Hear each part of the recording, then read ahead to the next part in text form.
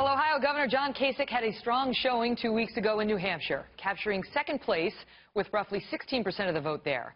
Today, however, he is fighting calls for him to bow out of the presidential race after a struggle in South Carolina and then his fifth-place showing in the Nevada caucuses last night. His message to his critics earlier this afternoon at a campaign rally: chill out. Ohio Governor John Kasich joins me now from Kenner, Louisiana, where he's campaigning this evening. Great to see you, Governor. Thank you so much for being here. Thank you. Wish I could be with you. Well, listen, we appreciate you doing it at all, so thanks for being here. Let me ask you something you said on the campaign yesterday, on the campaign trail, that got some attention, saying, being president may not be my purpose. And my question to you is, if you are not sure, why should the voters be? No, Megan, look, here's the thing. My purpose is to be president. That's why I put one foot in front of the other. And we have some good news. I mean, I beat Hillary Clinton by more than any other candidate. And by the way, for those that wonder about Donald Trump, if I go head-to-head with him in Ohio, I beat him by 18 points. And I'm running about even with him right now. We'll win Ohio. And look, what I was trying to tell people is we all have to find our God-given purpose. And we can't measure them. I mean, one is not necessarily bigger than another. In the eyes of the Lord, he doesn't think, well, because you're doing something to take care of somebody in a hospital, that somehow that's not as important as somebody running for president.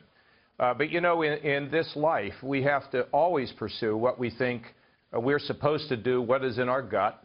And for me, it's obviously to be elected president. I intend to go all the way.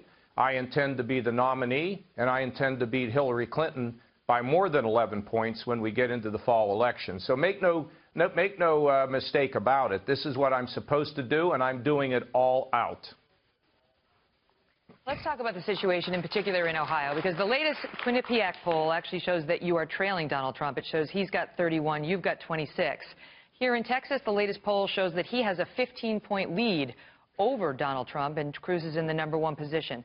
Your campaign recently said, and I quote, winning the nomination requires a candidate who is in a strong position to carry the state that knows him best. In your own words, wouldn't that be Ted Cruz? You mean in Ohio? I'm not sure what the question is, Megan, but look, there's a poll that... In this race, your campaign suggested you should vote for the candidate whose state is behind him. Well, Texas is behind Ted Cruz as of now, and right now the latest poll in Ohio says they're ready to vote for Donald Trump. Okay, let me just tell you, their poll came out today, sponsored by Baldwin Wallace, that puts us even with everybody in the race. And we haven't really put the effort in there. We've been in other parts of the country. We will win Ohio, but if you take other people out of the race, and this consolidates down to 2 of us, I beat Donald Trump by 18 points. So the fact is, Megan, at this point, we're targeting our resources, and we put a lot of time now into Vermont, in Massachusetts, in Virginia. I was in Mississippi today. I'm now in Louisiana. We're in the ballot on over 40 states. And look, against Hillary Clinton in the USA poll today that came out just within the last week, I beat Hillary Clinton by more than anybody, by 11 points. But you have so many people to get through before you can get to her. And that's the question. That's really the question. Look, listen, I'm not trying to give you a hard time about your candidacy. I'm just raising the concerns that a lot of Republicans have, because they see you, even though they like you, struggling to get above the bottom rung in these elections. Wait a minute. Hold on. Which is the state you saturated with. And their question Megan, is whether you are stealing votes from candidates who could actually win. Well, first of all, I'm not sure who those people are. Okay. I'm not sure who those people are because, again, when we head north, it's going to be interesting to see who can perform up north. Now, we've spent very little money, and other people have spent lots of money, and we're holding our own. I never said that I would go to Iowa in the caucuses there. I got in at the end of July. I did not have big name identification. People counted me out. They said, he'll never get to New Hampshire. He'll never get in the race. And by the way, he'll never be in the debate. And we went to New Hampshire, and we finished second. And then people said he wouldn't perform in South Carolina. We were about 1% in the polls. In about 4 or 5 days, we jumped to 8. I didn't go to Nevada because I'm husbanding my resources. We're on the air in Vermont. We're on the air in Massachusetts. We have a strong organization in in Virginia, and we're working in states in the South. We will perform better in Mississippi than what people will expect. Now, I expect for the next couple weeks, we're going to probably see Donald Trump continue to win. But it's a matter of accumulating delegates, and it's continuing to put one foot in front of the other.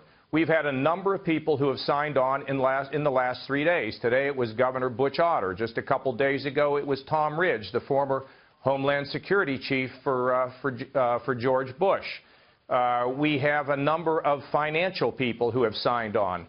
Because you see, Megyn, the people that are calling for me to get out, many of them are people that are inside the Beltway. They're the lobbyists who I had to beat 25 years ago to get the budget balanced. And I build my organizations with the grassroots, not with people inside the Beltway and not with the people who call the tune on K Street. I don't do that. But you just hang on, because you know what a lot of people say? If I were to get out, Donald Trump would win Ohio, and that would be the end of it. And now articles are being written to say, well, maybe Kasich is the one who can really get the field consolidated, beat Trump, and is most electable in terms of beating Hillary Clinton. So we intend to keep going, right, Megyn. We're not stopping, and I'm not giving up. That's just the end of it. And I'm certainly not listening to a bunch of people, insiders in Washington, D.C. And finally, by the way, I think we are in this to pick the most qualified person for president. Now, I balanced the federal budget in Washington, something no one else can say, along with Pete Domenici. We reformed welfare. We cut the capital gains tax. Right. We had a $5 trillion projected surplus. And so do I. No, but I want to finish, because part of this is... You're going to get the chance to talk about so many of these things, because I got people lined up who want to talk to you. So just take their questions. Okay, look, I'm just going to finish this. Megyn, I'm going to finish this in 30 seconds. Well, in Ohio, we turned Ohio around. All right, you got 15, because I want to get to my I want to get to my voters who showed up here. We turned Ohio around. We're up important issues. Okay. But you asked me questions. Okay, I got to answer them. So we're up 400,000 jobs in surpluses. Well, okay, Megyn, have it your way. Let's go to the questions. All right. Thank you. Oh, my God. You talk to my husband. Teach him that line. All right. Here's our first question to you from our voters. It involves an issue that you talk about a lot, which is health care reform. It comes from Travis Walker, who describes himself as a grassroots Republican activist. Go ahead, Travis. Hi, Governor Kasich. As you know, health care costs are a major problem in this country. They're a big part of state and federal budgets and continually growing, and Obamacare has done very little to address that. In your mind, what would be a conservative free market way to reduce the price of care without cutting benefits or instituting government price controls like we see in Europe and a lot of other countries? Yes. Well, first of all, it's a complicated question. I'll answer it as quickly as I can. I would repeal Obamacare, but I would take some federal resources freed up with Medicaid, which I would block grant to the states in a budget within the first 100 days. And then states could have their own, they could always be able to advertise the various policies that they have with insurance inside the state with an exchange run by a state, and then people can choose what they want. And but beyond that, I think we need to get to another place. And we are in Ohio are launching a program, we already launched it, that's going to pay people who actually provide quality at lower prices. We know there are some that charge a lot, hospitals and doctors, and we know some that charge less. The midpoint is that area between the high charges and the low charges. What we're going to say is if you provide high quality at a lower price below the midpoint, we're actually going to pay you a financial reward. We're going to use the market to drive down or at least begin to limit the increases in health care.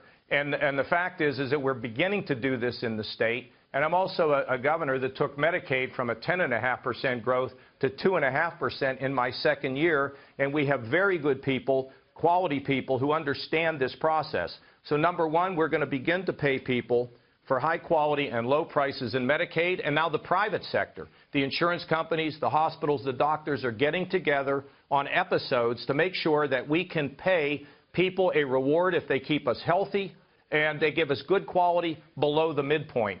And that is going to result in a transformation of health care actually using the free market. We're going to begin to make these payments next year, and I think it is something that can be and should be implemented all across the country to guarantee quality at lower prices. All right, very good. Travis, thank you.